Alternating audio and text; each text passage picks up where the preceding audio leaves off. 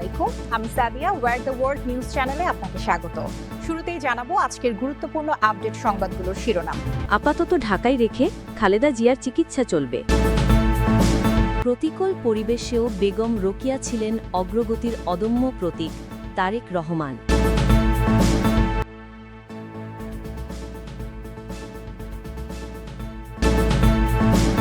জাপানি ভূমিকম্পে আহত ৩০, বিদ্যুৎ বিচ্ছিন্ন, চট্টগ্রাম মহাসড়ক অবরোধ, যানজটে এই ছিল আজকের গুরুত্বপূর্ণ আলোচিত সংবাদের শিরোনামগুলো। এখন বিস্তারিত সংবাদে আসছি, তবে তার আগে অনুরোধ রইল ভিডিওতে একটি লাইক দিয়ে চ্যানেলটি সাবস্ক্রাইব করুন এবং কমেন্টে জানিয়ে দিন আপনি কোন জায়গা বা কোন দেশ থেকে আমাদের এই সংবাদটি দেখছেন। আপাতত ঢাকায় রেখেই খালেদা জিয়ার চিকিৎসা চলবে।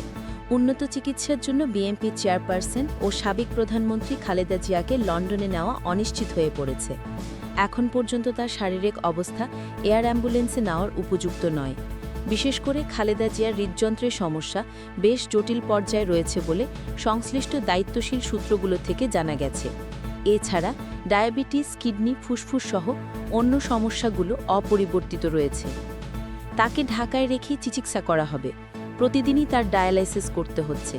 এই পরিস্থিতিতে গতকাল সোমবার খালেদা জিয়াকে লন্ডনে নেওয়ার বিষয়ে বিএনপি ও খালেদা জিয়ার পরিবারের পক্ষ থেকে নতুন কোনো উদ্যোগের কথা জানা যায়নি। কাতার আমিরের পক্ষ থেকে এয়ার অ্যাম্বুলেন্স পাঠানোর যে প্রক্রিয়া চলছিল সেটি স্থগিত রাখা হয়েছে। এদিকে খালেদা জিয়াকে দেখতে বিএনপির ভারপ্রাপ্ত চেয়ারম্যান তারেক রহমানের স্ত্রী জুবাইদা রহমান প্রতিদিনই রাজধানীর এভারকেয়ার হাসপাতালে যাওয়া আসা করছেন।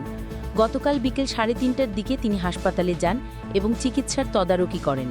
বিশেষ করে খালেদা জিয়ার হৃদযন্ত্রের সমস্যা বেশ জটিল পর্যায়ে রয়েছে বলে সংশ্লিষ্ট দায়িত্বশীল সূত্রগুলো থেকে জানা গেছে। এছাড়া ডায়াবেটিস, কিডনি, ফুসফুস সহ অন্য সমস্যাগুলো অপরিবর্তিত রয়েছে। তাকে ঢাকায় রেখেই চিকিৎসা করা হবে। প্রতিদিনই তার ডায়ালাইসিস করতে হচ্ছে। বিএনপির কেন্দ্রীয় স্বাস্থ্য বিষয়ক সম্পাদক ও চিকিৎসক রফিকুল ইসলাম গতকাল প্রথম আলোকে বলেন, ম্যাডামের অর্থাৎ খালেদা জিয়ার চিকিৎসার মেডিকেল বোর্ডের সদস্য হিসেবে ডাক্তার জুবাইদা রহমান চিকিৎসক দলের সঙ্গে যুক্ত হয়ে ম্যাডামের চিকিৎসার দেখভাল করছেন। চিকিৎসার জন্য খালেদা জিয়াকে লন্ডন নিতে যে এয়ার অ্যাম্বুলেন্স ভাড়া করা হয়েছে সেটি এখনই আসছে না। গতকাল পর্যন্ত বিএনপির পক্ষ থেকে এয়ার অ্যাম্বুলেন্স ঢাকায় আসার জন্য বলা হয়নি, কারণ খালেদা জিয়া লন্ডনে যেতে পারবেন কিনা সেটি পুরোই নির্ভর করছে তার শারীরিক অবস্থা এবং মেডিকেল বোর্ডের সম্মতির ওপর। ম্যাডামের চিকিৎসার মেডিকেল বোর্ডের সদস্য হিসেবে ডাক্তার জুবাইদা রহমান চিকিৎসক দলের সঙ্গে যুক্ত হয়ে ম্যাডামের চিকিৎসার দেখভাল করছেন। বিএনপির কেন্দ্রীয় স্বাস্থ্য বিষয়ক সম্পাদক ও চিকিৎসক রফিকুল ইসলাম খালেদা জিয়াকে বিদেশে নেওয়ার জন্য কাতার আমিরের পক্ষ থেকে জার্মান ভিত্তিক এয়ারলাইন্স এফএআই এভিয়েশন গ্রুপ একটি এয়ার অ্যাম্বুলেন্স ভাড়া করে। নিয়ম অনুযায়ী এফএআই এভিয়েশন গত শনিবার ঢাকার হজরত শাহজালাল আন্তর্জাতিক বিমানবন্দরে অবতরণ ও উড্ডয়নের জন্য কর্তৃপক্ষের অনুমতির জন্য আবেদন করে। সেই অনুযায়ী এয়ার অ্যাম্বুলেন্সটি বিমানবন্দরে নামার অনুমতি পেয়েছে, কিন্তু এই সূচির পরিবর্তন হয়েছে। বেসামরিক বিমান চলাচল কর্তৃপক্ষের সূত্র জানায়, গত শনিবার এফএআই এভিয়েশন গ্রুপ যে আবেদন করেছিল তাতে মঙ্গলবার ঢাকায় অবতরণ এবং পরদিন বুধবার লন্ডনের উদ্দেশ্যে ঢাকা ছাড়ার সূচি চাওয়া হয়েছিল। চিকিৎসকেরা এখনও খালেদা জিয়ার স্বাস্থ্যের অবস্থাকে গুরুতর হিসেবে বিবেচনা করছেন। তাদের পর্যবেক্ষণ হচ্ছে আগামী কয়েকটি দিন অত্যন্ত গুরুত্বপূর্ণ। কিডনি কার্যক্ষমতায় স্থিতিশীলতা ছাড়া তার সামগ্রিক শারীরিক অবস্থায় স্থায়ী উন্নতি আসা কঠিন। ৮০ বছর বয়সী খালেদা জিয়া দীর্ঘদিন ধরে হৃদরোগ, ডায়াবেটিস, আর্থ্রাইটিস, লিভার সিরোসিস, কিডনির জটিলতা সহ নানা শারীরিক জটিলতায় ভুগছেন। শ্বাসকষ্ট দেখা দিলে গত ২৩ নভেম্বর দ্রুত তাকে এভারকেয়ার হাসপাতালে নেওয়া হয়। মেডিকেল বোর্ডের দেশি বিদেশি চিকিৎসকের তত্ত্বাবধানে সাবেক এই প্রধানমন্ত্রীর চিকিৎসা চলছে। চিকিৎসকেরা এখনও খালেদা জিয়ার স্বাস্থ্যের অবস্থাকে গুরুতর হিসেবে বিবেচনা করছেন। তাদের পর্যবেক্ষণ হচ্ছে আগামী কয়েকটি দিন অত্যন্ত গুরুত্বপূর্ণ। কিডনি কার্যক্ষমতায় স্থিতিশীলতা ছাড়া তার সামগ্রিক শারীরিক অবস্থায় স্থায়ী উন্নতি আসা কঠিন। প্রতিকূল পরিবেশও বেগম রোকেয়া ছিলেন অগ্রগতির অদম্য প্রতীক। মঙ্গলবার ৯ ডিসেম্বর এক বাণীতে নারী জাগরণে বেগম রোকেয়ার ভূমিকা তুলে ধরে তারেক রহমান বলেন, রক্ষণশীল সমাজের প্রতিকূল পরিবেশেও বেগম রোকেয়া ছিলেন অগ্রগতির অদম্য প্রতীক।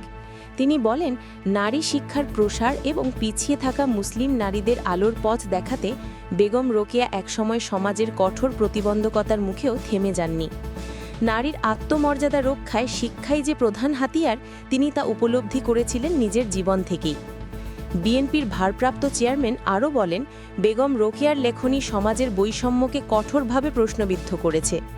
রক্ষণশীলদের বাধা সত্ত্বেও তিনি নারী স্বাধীনতা ও স্বাবলম্বনের পক্ষে সামাজিক আন্দোলন গড়ে তুলেছিলেন।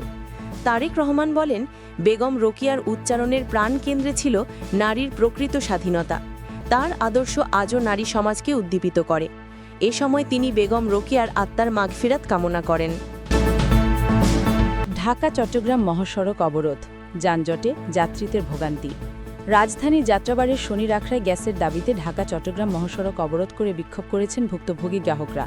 সোমবার ৮ ডিসেম্বর দুপুর ১২টা থেকে বিকাল ৩:৩০ পর্যন্ত ব্যানার প্ল্যাকার্ড হাতে নিয়ে গ্যাস চাই, সিন্ডিকেটের কালো হাত ভেঙে দাও, জ্বালিয়ে দাও বলে বিক্ষোভ করেন। বিকাল ৩:৩০টার দিকে ডিএমপির ওয়ারি জোনের এডিসি আকরাম তিতাস গ্যাস কর্তৃপক্ষের সঙ্গে আলাপ করে গ্যাস সরবরাহের আশ্বাস দেওয়ার পর আন্দোলনকারীরা অবরোধ প্রত্যাহার করে নিলে যান চলাচল স্বাভাবিক হতে শুরু করে। এদিকে ৩ ঘণ্টা সড়ক অবরোধের ফলে মহাসড়কের দুই পাশের কাঁচপুর, মদনপুর ও মেয়রহানি ফ্লাইওভার, গুলিস্তান, ঢাকা মেডিকেল সহ আশপাশের ৮-৯ কিলোমিটার জুড়ে তীব্র যানজটের সৃষ্টি হয়। এতে ঢাকা অভিমুখী ও ঢাকা থেকে ছেড়ে যাওয়া দূরপাল্লার যাত্রীসহ রাজধানীর শহর সার্ভিসের বাসের যাত্রী এবং প্রাইভেট কারের যাত্রীদের চরম ভোগান্তি হয়। বিশেষ করে ঢাকা মেডিকেল সহ রাজধানীর বিভিন্ন হাসপাতালে চিকিৎসা নিতে আসা অ্যাম্বুলেন্সের রোগীরা চরম ভোগান্তির শিকার হন। নোয়াখালী থেকে অ্যাম্বুলেন্সে ঢাকা মেডিকেলে চিকিৎসা নিতে আসার পথে এক রোগীর মৃত্যু হয়। আন্দোলনে অংশগ্রহণকারীরা বলেন, দীর্ঘ ৩ মাস যাবৎ এলাকায় গ্যাস নেই। ঢাকা দক্ষিণ সিটি কর্পোরেশনের ৬২ নম্বর ওয়ার্ডের শেখ দি মৃধাবাড়ি, ভাঙ্গা প্রেস, ৬১ নম্বর ওয়ার্ডের দনিয়া পুরাতন, দক্ষিণ দনিয়া ১, দক্ষিণ দনিয়া ২, ইতালি মার্কেট, রসুলপুর, কুতুবখালী, আদর্শ বালিকা, দনিয়া কবরস্থান রোড, মধ্য রসুলপুর, ৬০ নম্বর ওয়ার্ডের পলাশপুর, স্মৃতিধারা, মুক্তধারা, জনতাবাগ, পাটেরবাগ, নূরপুর, রসুলবাগ, ৫৮ নম্বর ওয়ার্ডের নামা, শ্যামপুর, মাতবর বাজার, শ্যামপুর বড় মসজিদ এলাকা, ৫৯ নম্বর ওয়ার্ডের মেরাজনগর, মোহাম্মদবাগ, কদমতলী, ঢাকা ম্যাচ এবং ৫২-৫৩ নম্বর ওয়ার্ড এলাকায় গ্যাসের তীব্র সংকট বিরাজ করছে। এই এলাকায় ২ থেকে ৪ শতাধিক একতলা থেকে বহুতলা আবাসিক ভবন রয়েছে। শিশু, বৃদ্ধ, শিক্ষার্থী এবং নারীসহ বিভিন্ন শ্রেণী পেশার প্রায় ৩ লক্ষাধিক লোকের বসবাস এই এলাকায়। গ্যাস না থাকায় বাসায় রান্না করা যাচ্ছে না। এতে বাসাবাড়িতে খাবারের চরম সমস্যা হচ্ছে। শুকনো খাবারও হোটেল থেকে খাবার কিনে খেতে হচ্ছে। অনিয়মিত ও হোটেলের খাবার খেয়ে অসুস্থ হচ্ছে বাসিন্দারা। বিশেষ করে শিশু, বয়স্ক লোক, শিক্ষার্থী এবং অফিসগামীদের চরম সমস্যা হচ্ছে। ঢাকা দক্ষিণ সিটির ৬২ নম্বর ওয়ার্ডের বাসিন্দা ও ওয়ার্ড বিএনপি যুগ্ম আহ্বায়ক ফারুক খান রিপন বলেন, আমাদের এই ভোগান্তির বিষয়ে তিতাস গ্যাসের বিভিন্ন দপ্তরে এবং প্রধান কার্যালয়ে লিখিত বহু অভিযোগ করেও কোনো ফলাফল পাইনি। তিনি আরও বলেন, গত ৩ মাস ধরে হঠাৎ করে গ্যাস সরবরাহ একেবারেই নেই বললে চলে।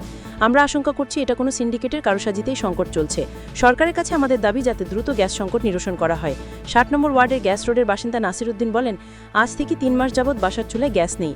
বাধ্য হয়ে অনেকেই বাসাবাড়ির ভিতরে বারান্দায়, ছাদে লাকড়ির চুলায় রান্না করে জীবন ধারণ করছেন। তিনি আরও বলেন, আমরা প্রতি মাসে নিয়মিত গ্যাস বিল পরিশোধ করেও গ্যাস পাচ্ছি না। এ ব্যাপারে আমরা তিতাস গ্যাস অফিসে অভিযোগ করেও কোনো কাজ হচ্ছে না। ৫৮ নম্বর বড় মসজিদ এলাকার বাসিন্দা শামীম আহমেদ শামু যুগান্তরকে বলেন, আমাদের পরিবারে ৪ জন শিশু বাচ্চা রয়েছে। টানা ২ মাস যাবৎ চুলায় বিন্দু পরিমাণ গ্যাস না থাকায় খাওয়া দাওয়ায় চরম কষ্ট হচ্ছে। এভাবে ৩ বেলা হোটেলের খাবার খেয়ে শিশুরা অসুস্থ হয়ে পড়ছে। কদমতলী এলাকার বাসিন্দা ৫৯ নম্বর ওয়ার্ড বিএনপি সভাপতি মোহাম্মদ খোরশেদ আলম খোকন বলেন, আমাদের ৫৯ নম্বর ওয়ার্ড এলাকায় প্রায় ১০-১২ বছর গ্যাসের সংকট চলছে। বহুবার গ্যাস অফিসে আবেদন করেছে, কোনো সুরাহা হয়নি। আজ ৩ মাস যাবৎ চুলায় মোটেই গ্যাস নেই। জনতাবাগ এলাকার বাসিন্দা বিএনপি নেতা নুরুল ইসলাম নুরু বলেন, বাসাবাড়িতে হঠাৎ গ্যাস না থাকায় হাহাকার চলছে। ভাড়াটিয়ারা বাড়ি ছেড়ে অন্যত্র চলে যাচ্ছেন। সাবেক কাউন্সিলর ও ঢাকা মহানগর দক্ষিণ মহিলা দলের সহসভাপতি খালেদ আলম বলেন, গ্যাস না থাকার কারণে বাসাবাড়িতে রান্না করতে পারছি না। শহরের ভিতর বাসাবাড়িতে লাকড়ি দিয়ে রান্না করা সম্ভব না।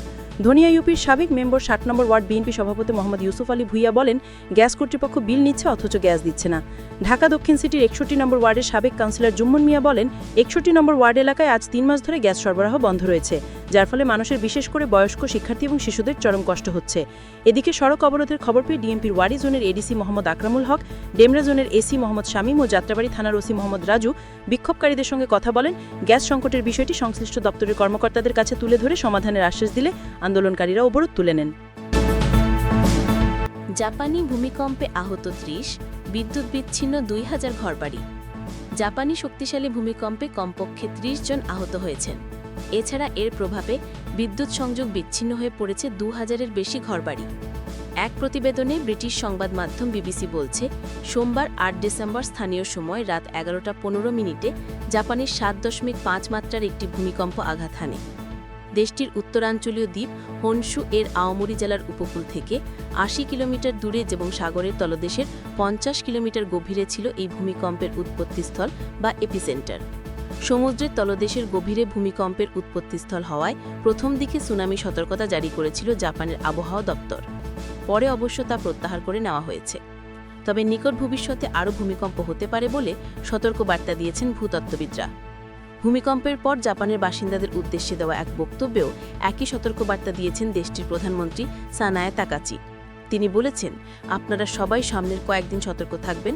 কম্পন অনুভূত হওয়া মাত্র যেখানেই থাকুন তাৎক্ষণিকভাবে যেন বাইরে বেরিয়ে পড়তে পারেন সে বিষয়ক প্রস্তুতি রাখবেন। ভূমিকম্পে নিজেদের মূল্যবান সম্পত্তি আসবাবপত্র যেন ক্ষতিগ্রস্ত না হয় সে বিষয়ে সতর্ক থাকবেন। অন্যদিকে রয়টার্স বলছে, ভূমিকম্প ও সুনামি সতর্কতা জারি হওয়ার পর তাৎক্ষণিকভাবে আওমরি এবং আশপাশের উপকূলীয় এলাকা থেকে প্রায় ৭০,০০০ বাসিন্দাকে নিরাপদ স্থানে সরিয়ে নিয়েছেন জাপানের দুর্যোগ মোকাবিলা বিভাগের উদ্ধারকারী বাহিনী।